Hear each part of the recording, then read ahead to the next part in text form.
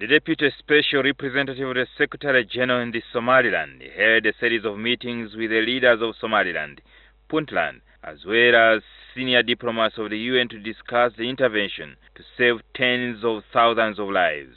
He said about $300 million is urgently needed in the first quarter of the year to avert a disaster. Clercq warned that Somaliland may experience famine in 2017 if swift action is not taken. This is the Humanitarian Response Plan for $863 million for this year.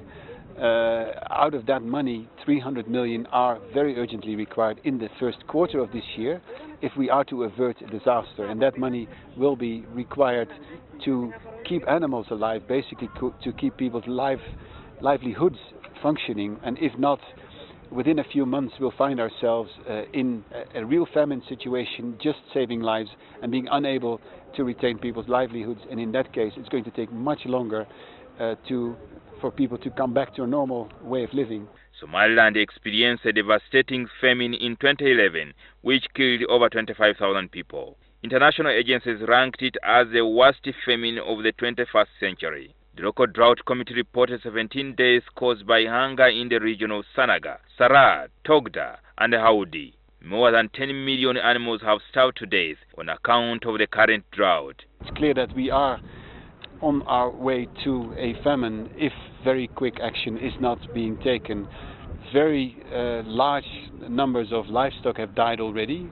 The livestock that is still there is in very, very bad shape. We've just visited this village, and none of the water sources that was there before, that was shared actually between the people and the animals, is functioning at the moment. So people are completely depending on water coming into this village, being trucked into this village, and that is actually typical for many other villages as well throughout this region. Somaliland Minister of Foreign Affairs, Sadar Ali-Sia, appealed to the international community for assistance. He said his government and the local community had raised about $3.5 million in drought relief funding, a sum he described as pantry in view of the magnitude of the current drought. What's immediately needed is water and food. And that cannot wait for mobilizing things. There are people out there who need food and water now, today. Tomorrow is too late. The day after tomorrow doesn't exist for them. They don't have water. The entire area has no water points.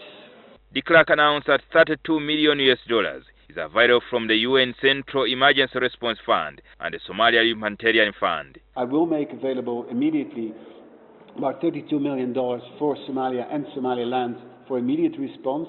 That is funding that comes from OCHA in New York.